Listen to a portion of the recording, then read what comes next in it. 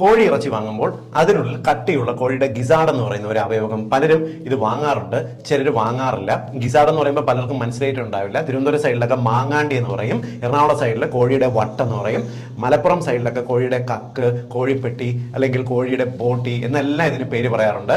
കോഴിയുടെ കഴിക്കുന്ന ഭക്ഷണം ദഹിക്കുന്നതിന് വേണ്ടിയിട്ടുള്ള ഒരു രണ്ടാമത്തെ ആമാശയം എന്നാണ് ഇതിന് വിളിക്കുന്ന പേര്. പലരും പറയുന്നത് ഇത് കഴിച്ചു കഴിഞ്ഞാൽ ശരീരത്തിൽ ക്യാൻസർ പോലെ കോഴിയുടെ വിഷവസ്തുക്കൾ വന്ന് സ്റ്റോർ ചെയ്യുന്നവയാണ് കഴിക്കരുതെന്ന് പറയും. യഥാർത്ഥത്തിൽ ഇത് ഏറ്റവും കൂടുതൽ പ്രോട്ടീൻ അടങ്ങിയിട്ടുള്ള, ലീൻ പ്രോട്ടീൻ അടങ്ങിയിട്ടുള്ള, കൊഴുപ്പ് വളരെ കുറഞ്ഞ ഒരു ഭക്ഷണമാണ്. ഇത് വളരെ വില കുറവാണ്. നമുക്കൊരു ഒരു കിലോ മേടിക്കാൻ പോയി കഴിഞ്ഞാൽ 50-60 രൂപയ്ക്ക് വരെ കിട്ടുകയും ചെയ്യും. ഇത് കാരണം ഇതിന് പലരും കോഴി ഇറച്ചി വാങ്ങുന്ന സമയത്ത് ഉപയോഗിക്കാതെ കളയുന്നതായതുകൊണ്ട് തന്നെ വില കുറച്ച് കിട്ടുകയും ചെയ്യും. വളരെ കട്ടിയുള്ള മസിലുകൾ ഇതിനകത്തുള്ളത് പോലെ ഉണ്ട്. തന്നെ നന്നായിട്ട് വേവിച്ചില്ലെങ്കിൽ റബ്ബർ പോലെ ഇരിക്കുകയും ചെയ്യും. ഇവ തോരനായിട്ട് അരിഞ്ഞിട്ടോ ഇല്ലെങ്കിൽ കറികളിൽ ചേർത്തിട്ടോ ഇവ നമുക്ക് കഴിക്കുകയും ചെയ്യാം. കോഴിയുടെ ഗിസാറിന്റെ ഗുണം എന്ന് പറയുന്നത് ഏകദേശം ഒരു 100 ഗ്രാം എടുത്തു കഴിഞ്ഞാൽ അതിനകത്ത് ഏകദേശം 17 ഗ്രാം